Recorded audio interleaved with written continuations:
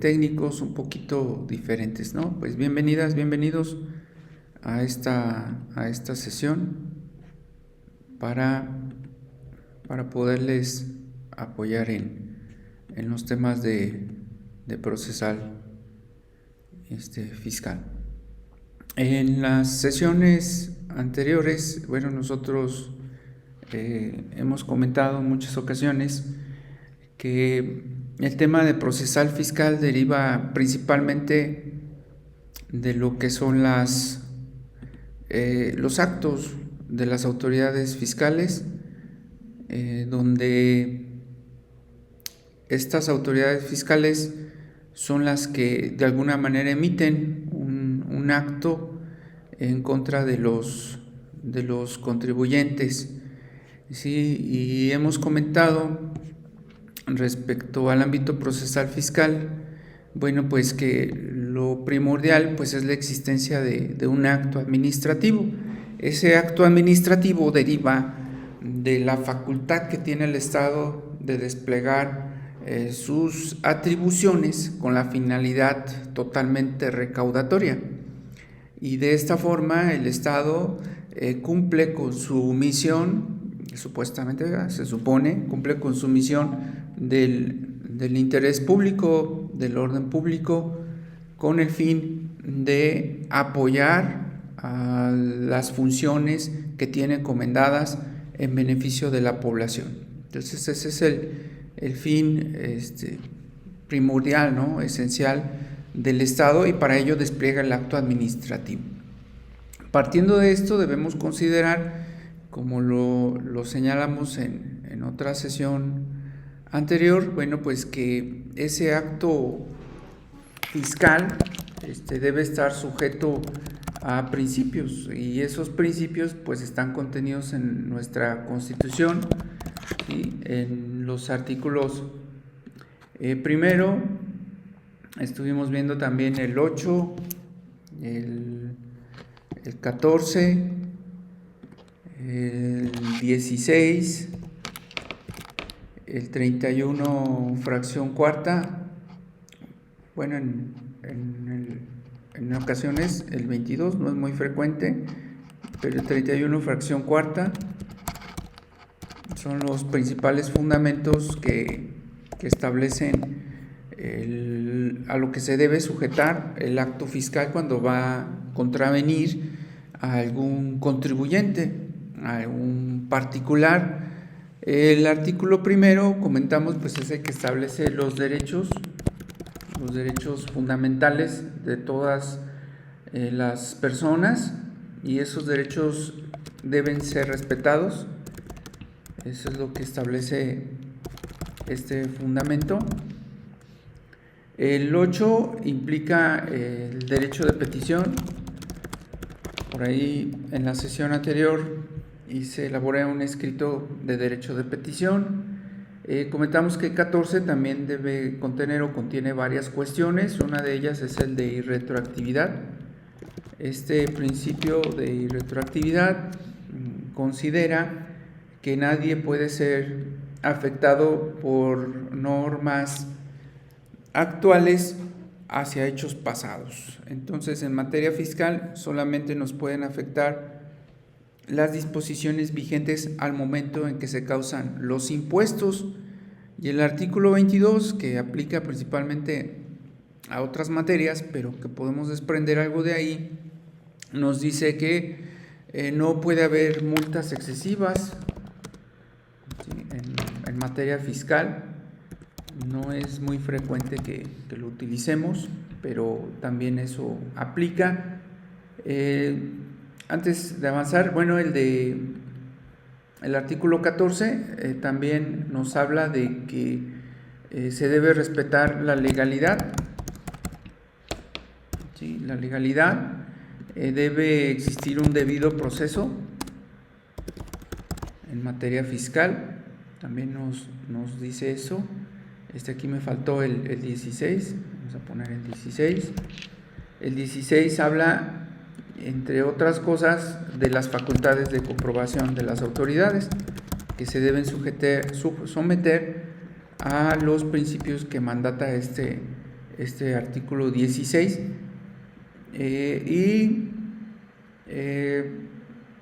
pues la marca como error, comprobación.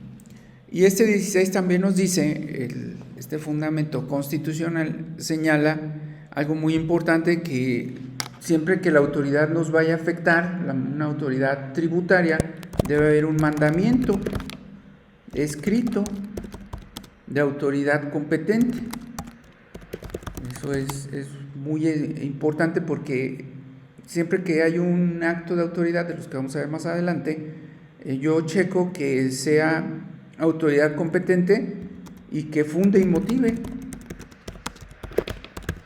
Cuando hacemos una impugnación fiscal, le tratamos siempre de pegar a la fundamentación y motivación, es decir, que el acto no está fundado y motivado y que no es emitido por autoridad competente. Eso es lo que establece esencialmente.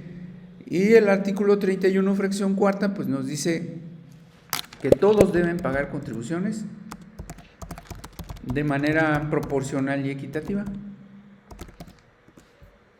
Entonces, de manera proporcional,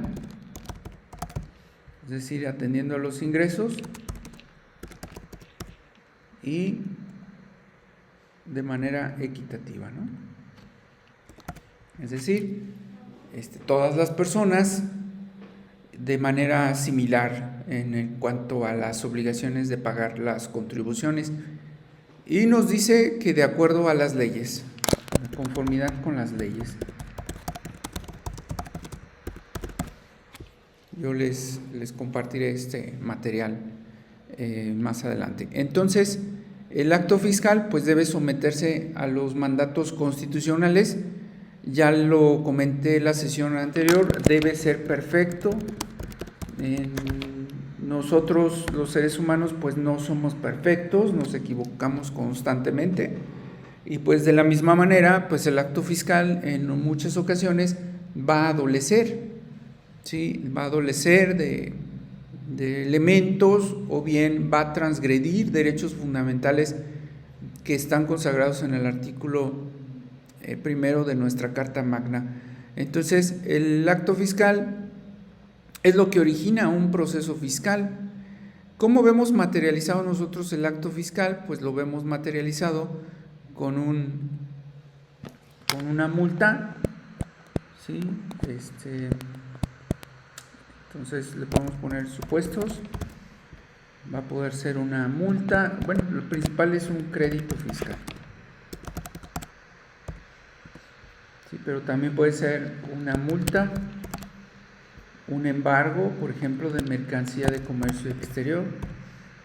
También puede ser una clausura, que no es muy frecuente, pero puede ocurrir. Normalmente la tenemos en materia fiscal cuando son actos reiterativos, es decir, cuando una persona comete o puede cometer 2 veces la misma situación. También existe en materia fiscal la clausura cuando una autoridad acude a un establecimiento a verificar que se hayan roto los envases de venta de bebidas alcohólicas, porque las bebidas alcohólicas están grabadas por IEPS y muy alto, tienen una tasa alta del IEPS. Y entonces, si todos esos lugares tienen que destruir los envases, porque si no los pueden rellenar y se va del pago del IEPS. Entonces acuden a verificar que estén destruidos los envases, o bien que las personas estén inscritas, y si no, pues pueden clausurar el establecimiento, pueden embargar, pueden multar, emiten el crédito, etcétera. Entonces, el proceso fiscal se origina de un acto fiscal, y decíamos en la sesión anterior, bueno, pues ¿qué es? Decíamos que es proceso, ¿verdad? Es un término que comentábamos, que es proceso. Bueno, pues son todas aquellas etapas, ¿sí? Es todo aquello que se despliega, todo lo realizado ante una autoridad, a fin de cuentas una autoridad, ante una autoridad jurisdiccional,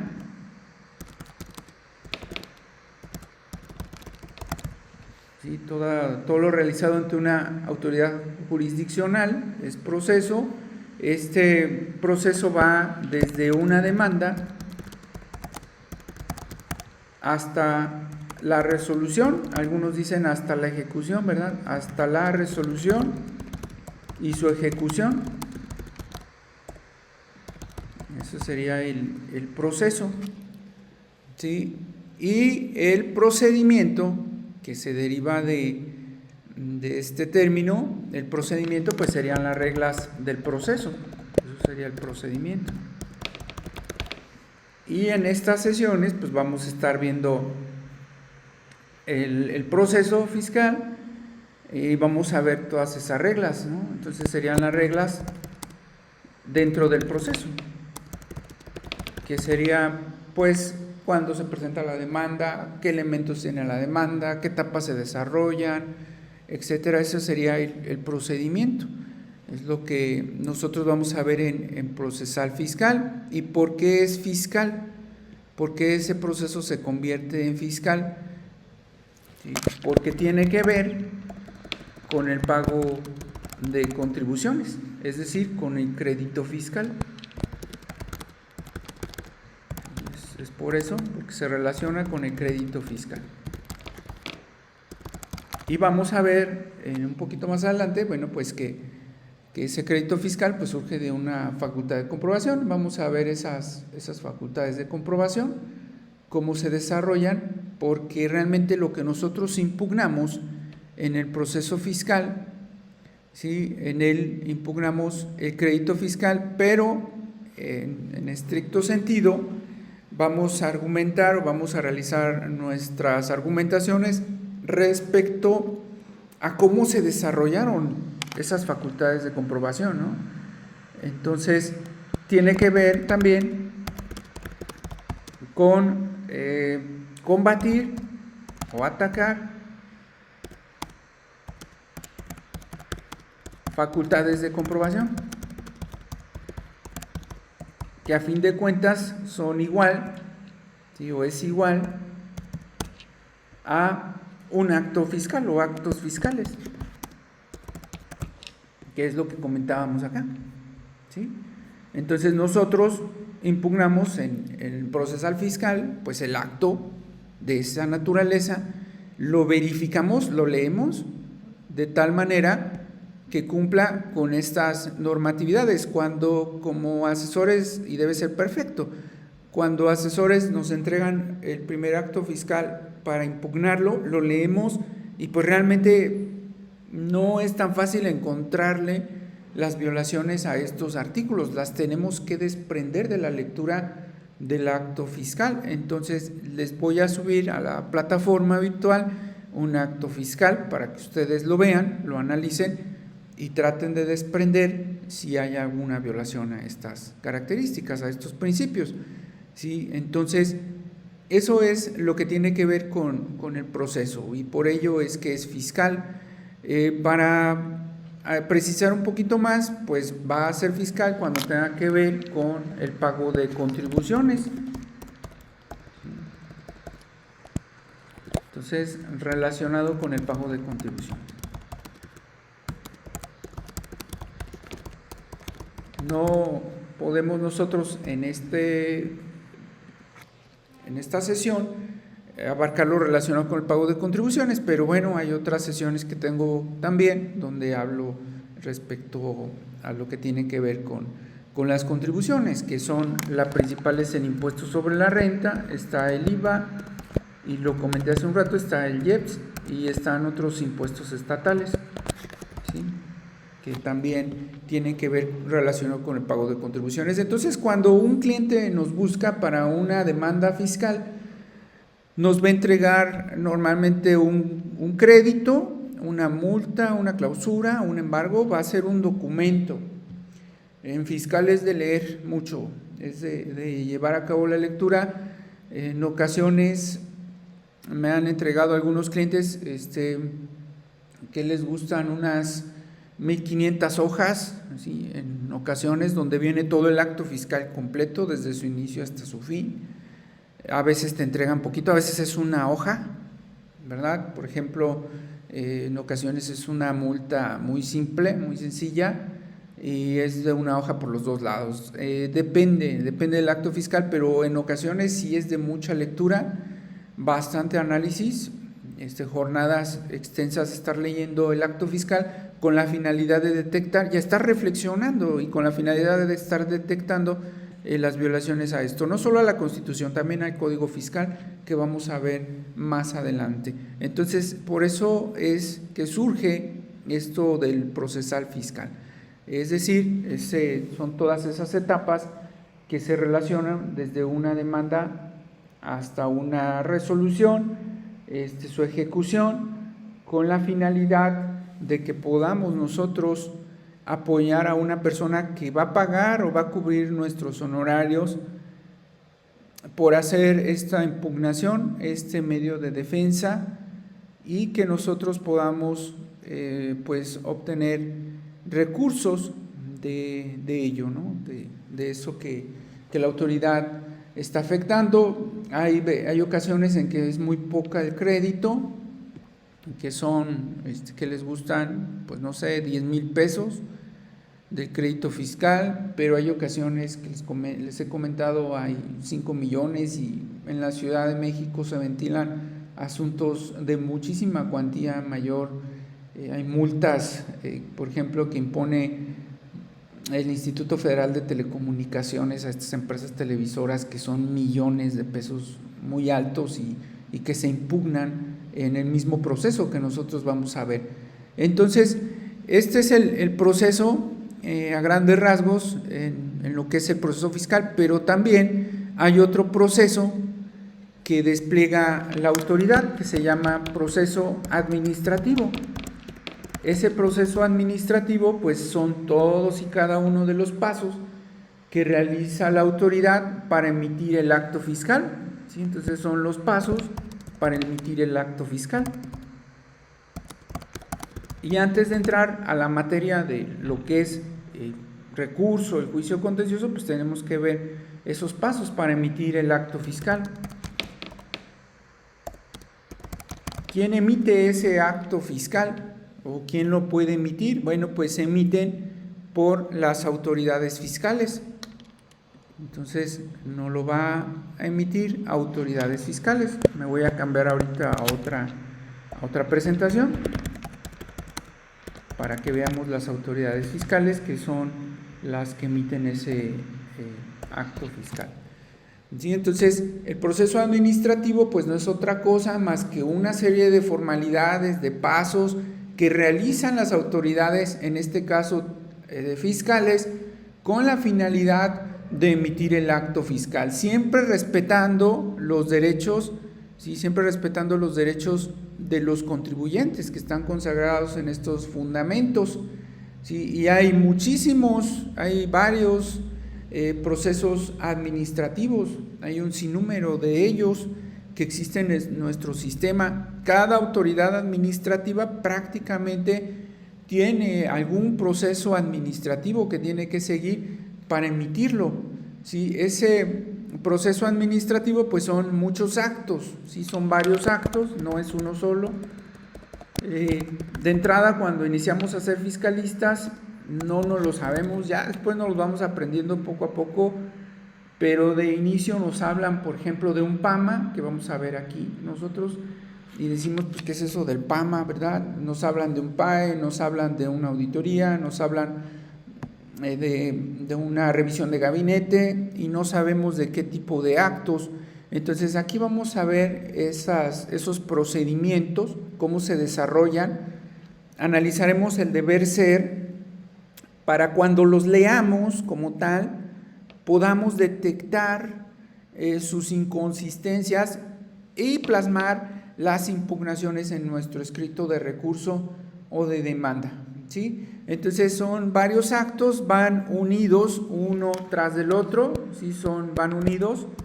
¿Qué quiere decir? Que normalmente si está mal uno, está mal todo, porque están tan concatenados, tan enlazados entre sí, que si tumbamos un procedimiento o una de las etapas de procedimiento, pudiera ser que podamos derribar o eliminar todos los demás en cadenita, ¿sí? Porque como están estrechamente unidos, pues vamos a poderlos tumbar con uno solo de ellos.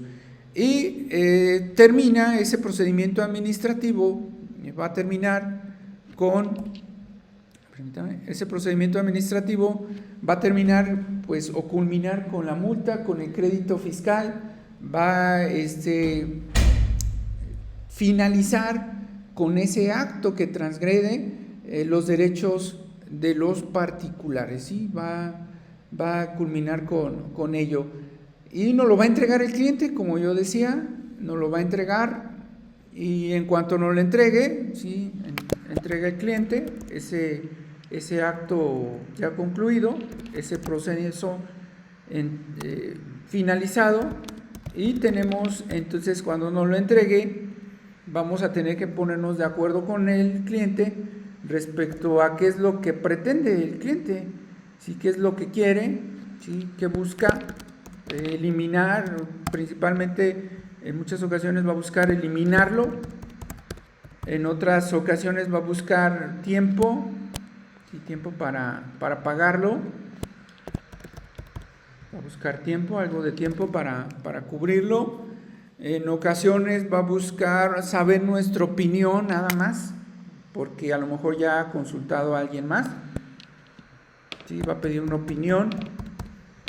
Eso es lo que va a buscar el cliente, y nosotros pues tenemos que apoyarle en lo que pretenda. Es muy frecuente que ya ha consultado nuestro cliente a varias personas, ¿sí? Ya lo hayan asesorado, entonces busca en nosotros que le ofrezcamos algo mejor a lo que otros especialistas ya le han planteado, ¿sí? En ocasiones busca también un buen precio, ¿verdad?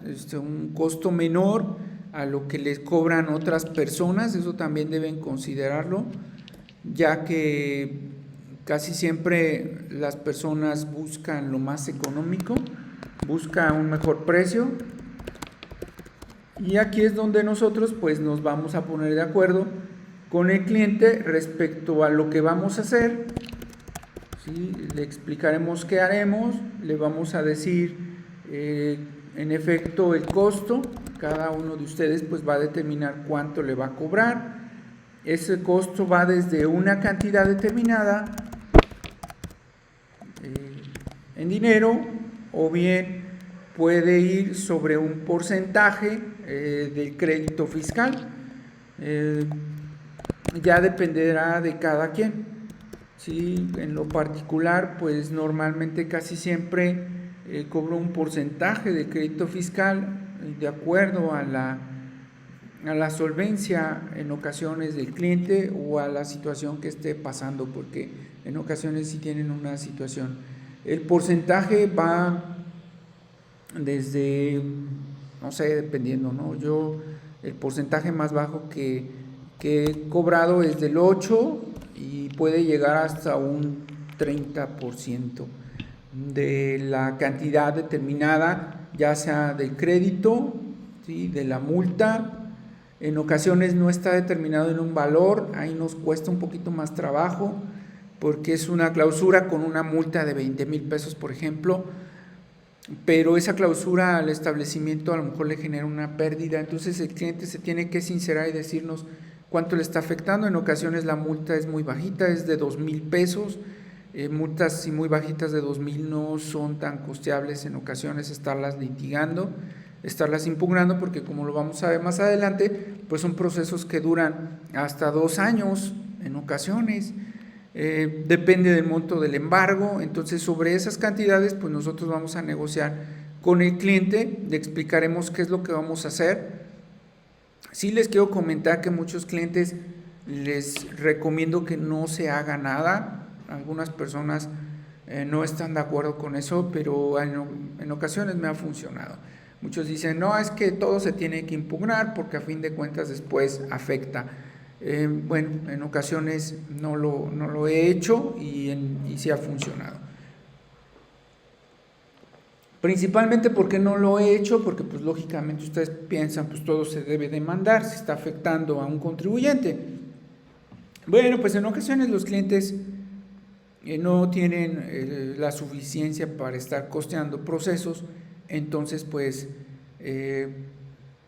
nosotros les decimos, pues si no lo hacemos porque usted no tiene dinero, pues puede pasar esto o aquello, o no puede pasar nada, y el cliente es a fin de cuentas, ¿sí? El cliente es el que decide. Nosotros le vamos a dar opciones, ¿sí? El cliente decide. Él o ella, puede ser una empresa o una persona física o moral, él o ella decide. No les recomiendo que ustedes decidan por los clientes, porque después vienen los reproches, ¿sí? Después vienen los reproches. Usted me dijo, usted me comentó, usted sugirió, usted...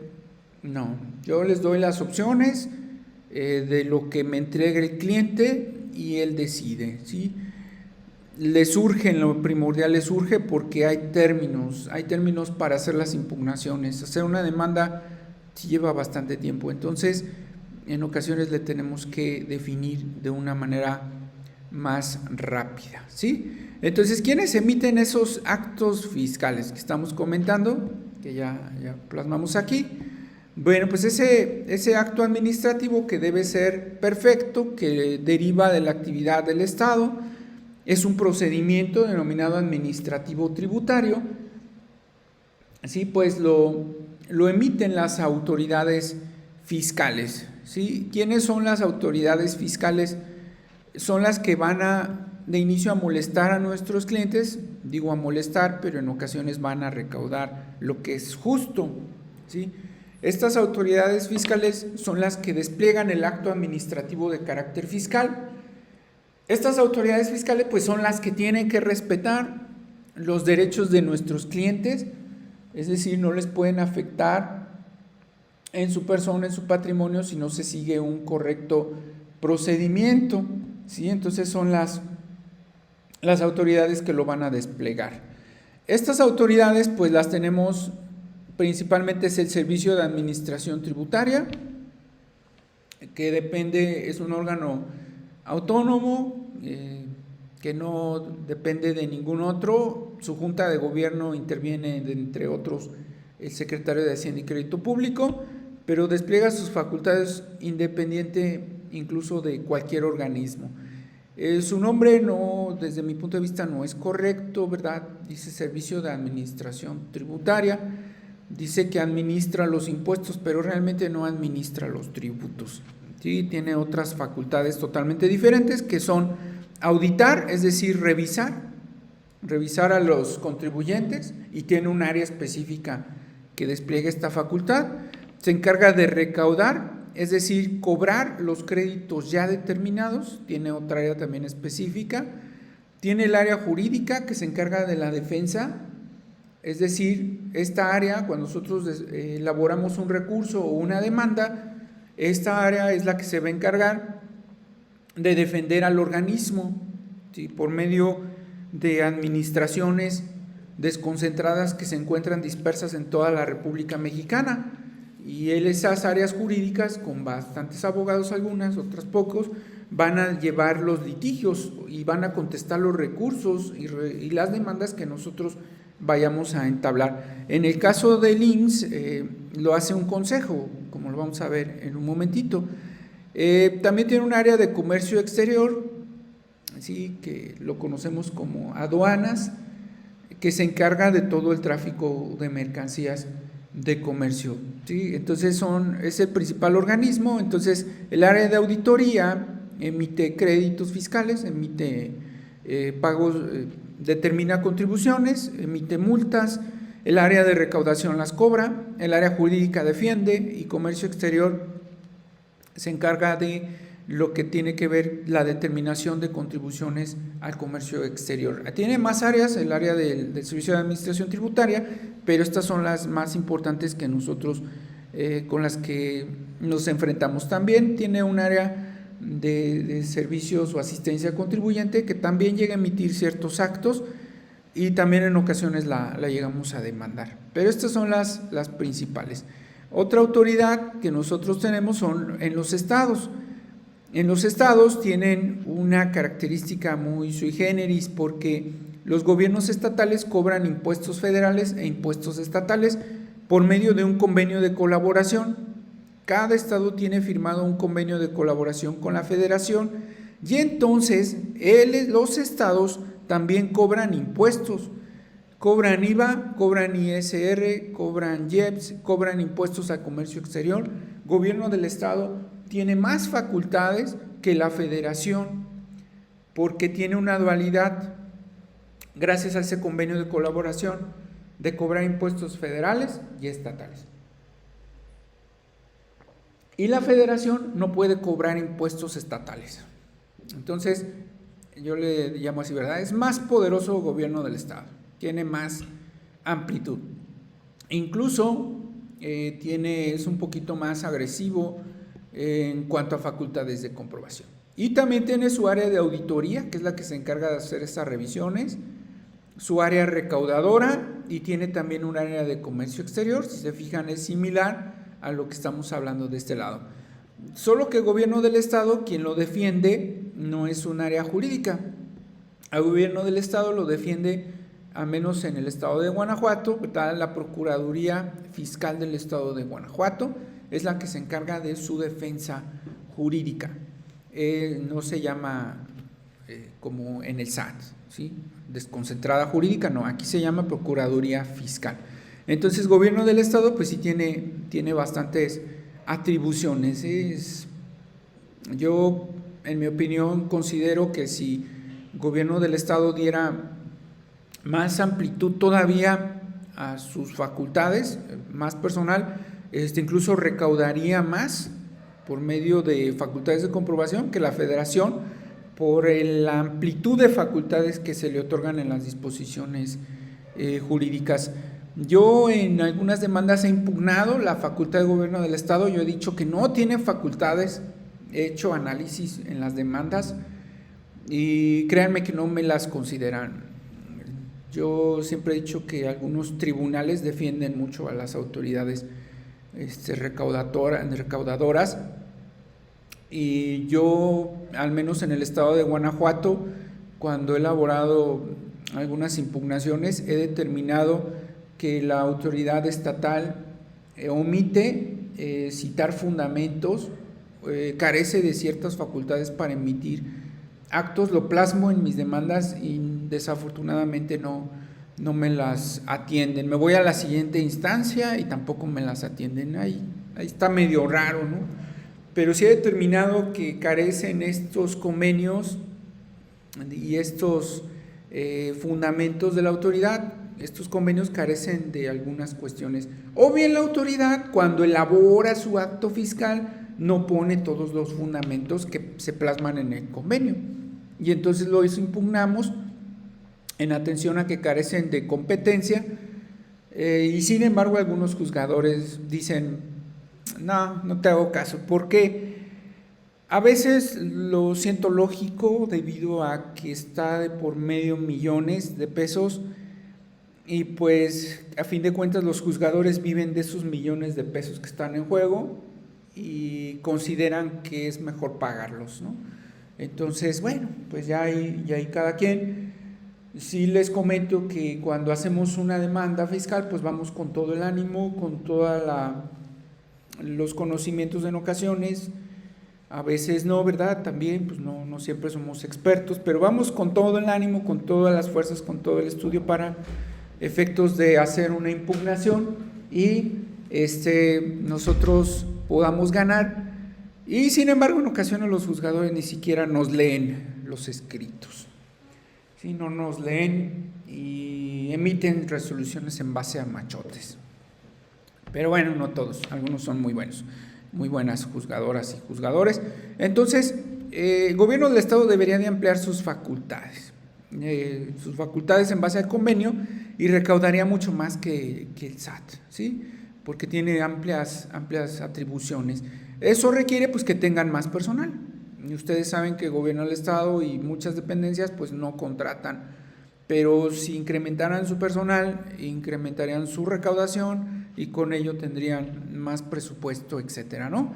Otra autoridad muy importante es el Instituto Mexicano del Seguro Social, que también tiene su área de auditoría.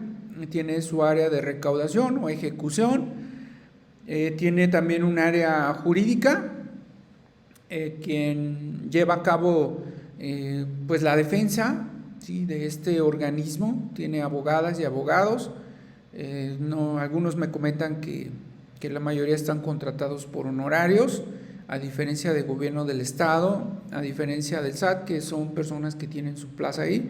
Me han comentado, no tengo la certeza, de que las abogadas y abogados del IMSS los contratan por honorarios. Ustedes saben que para evitar cuestiones laborales, pero a fin de cuentas, aunque sean por honorarios, pues se generan derechos laborales que en un momento dado se pueden reclamar ante los tribunales competentes. Entonces es un organismo que también tiene sus propias áreas de recaudación. Y por último, tenemos a la Secretaría de Hacienda y Crédito Público. ¿Qué hace la Secretaría de Hacienda y Crédito Público? Materialmente, así en palabras sencillas, congela las cuentas de las personas, cuentas bancarias de las personas físicas o morales que considera recibieron depósitos o hicieron movimientos financieros con recursos de procedencia ilícita. Ahí tenemos un problema generalmente muy grande con varios clientes, porque nada más ordena al banco la inmovilización y el cliente ni siquiera sabe por qué no puede usar su dinero, mover sus cuentas, hacer sus pagos, y investiga en el banco, en la institución financiera, y le dice a la institución financiera: se congeló por la Secretaría de Hacienda y Crédito Público, que tiene un área que se llama Unidad de Inteligencia Financiera. Entonces también cuando se congelan esas cuentas, pues nos van a llamar, nos van a contratar para hacer la impugnación de ese congelamiento de cuentas y tratar de desbloquearla lo más pronto posible. Entonces son las autoridades fiscales que de alguna manera van a tener que ver, ¿no?, con la ejecución o el despliegue de esas facultades de comprobación. ¿Y cuáles son esas facultades de comprobación que puede desplegar una autoridad? ¿Sí? Yo les hablé acá de auditoría, ¿sí? Aquí está auditoría, acá está auditoría, acá está auditoría. Entonces, normalmente las áreas de auditoría, y también las de comercio exterior, desde luego, son las que se encargan de estar revisando a nuestros clientes, son las que despliegan las facultades de comprobación y las que tienen que emitir de manera perfecta el acto administrativo fiscal. Son las que lo tienen que emitir de manera puntual, precisa, ¿sí?, y perfecta, porque si no está así, pues nosotros de ahí nos vamos a colgar para efectos de realizar la impugnación. Entonces, estas facultades de comprobación las encontramos reguladas en el Código Fiscal de la Federación, en el artículo 42 del mismo. Ahí se establecen cuáles son esas facultades de comprobación, ¿sí? Entonces, la autoridad en estricto sentido pues puede verificar siempre el cumplimiento de las obligaciones, ¿sí? Siempre va a ir a revisar, lo puede hacer electrónicamente, es decir, en su sistema, en su plataforma, lo puede hacer pidiendo informes a autoridades o a personas, o lo puede hacer en sus propias oficinas, o lo puede hacer en el domicilio fiscal del contribuyente, ¿sí? Entonces puede solicitar información, puede revisarla que ya tiene en sus plataformas, puede pedir informes a las instituciones bancarias, le puede pedir algo, reitero, a los contribuyentes, a responsables solidarios de los contribuyentes, a cualquier tercero, le puede requerir información, documentos, le puede pedir muchas cosas, incluso cuestiones que no podemos en ocasiones imaginar. Recientemente publiqué un documento en donde hay cuestiones que incluso parecen ilógicas que puede requerir. Ustedes lo pueden consultar, lo publiqué, me hicieron favor de publicarlo en la plataforma de IDC en línea, y también lo publiqué en mi página de Facebook, también Si la gustan, lo pueden checar ahí en la plataforma. Si les anoto acá, es un escrito muy interesante en donde se plasma lo que nos puede pedir la autoridad. Y ahí me pueden seguir en el Facebook también, en esa plataforma. Voy a estar subiendo también, y he subido algunos documentos. Sí, aquí les pongo la plataforma de Facebook. No, ya, esto ya no. Permítame, ahorita se las anoto.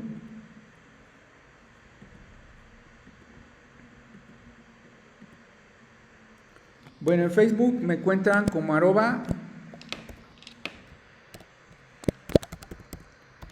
@asesor fiscal. Sí, ahí me encuentran en Facebook, y ahí en la página ustedes pueden encontrar un último documento que publiqué, en donde vienen algunas cuestiones muy lógicas, si ustedes quieren, que la autoridad en ocasiones nos pide para efectos de pues afectarnos o bien determinar materialidad de operaciones financieras por parte de nosotros los contribuyentes, ¿sí? Entonces es algo que lo pueden encontrar ahí. Entonces ojalá puedan ahí unirse a la página de Facebook. Si a veces tengo bastantes cosas, no tengo a veces el tiempo para estar publicando, porque tengo muchas otras cosas, pero ahí encuentran ese último publicado, o en la revista en las publicaciones de IDC Online, también ahí publiqué este documento. Entonces, pues las autoridades en sí van a desplegar esas facultades totalmente recaudatorias, ¿no? Sí nos verifican, sí verifican que estemos haciendo las cosas bien, pero netamente es recaudatorio, recuperar lo que el Estado necesita para cumplir con sus objetivos. Y repito, pueden solicitar, pueden requerir información, practican visitas, revisan dictámenes de contadores públicos certificados, realizan denominadas revisiones de gabinete, es decir, piden que los contribuyentes lleven sus documentos a la autoridad. Pueden recabar informes de todo tipo de funcionarios, ¿sí? De todo tipo de funcionarios, y todo también además de recaudar, para comprobar delitos. Y aquí está, ¿sí?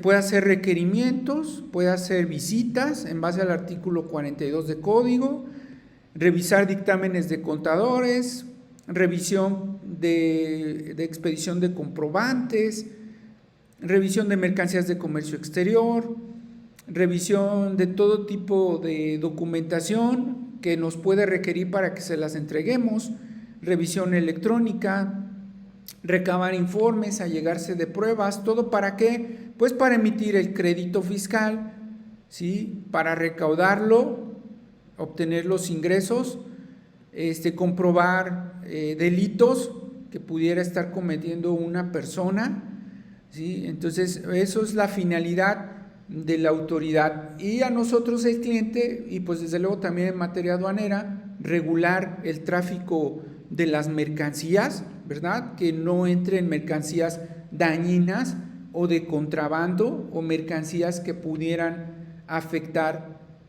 de alguna manera la competencia de nuestro mercado nacional.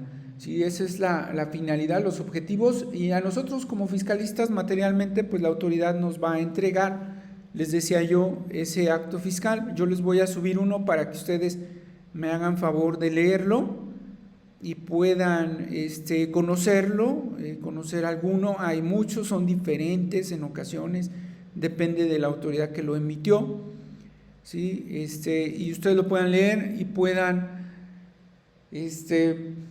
pues ahora sí que tratar de desentrañar en dónde están esas violaciones. Entonces les voy a dejar por ahí una tareita, una actividad al respecto. Y ya que está el acto fiscal concluido, materializado, ya con todos sus requisitos, ya con todos sus elementos, pues entonces lo que sigue es que la autoridad nos lo va a notificar, ¿sí? Nos lo va a notificar, nos lo va a hacer de nuestro conocimiento. ¿Qué nos va a notificar? Bueno, pues nos va a notificar citatorios, emplazamientos, solicitudes, acuerdos, resoluciones que comenté, el crédito fiscal, cualquier trámite nos lo va a notificar, nos lo va a hacer de nuestro conocimiento, ¿sí? ¿Cuál es la finalidad de la notificación?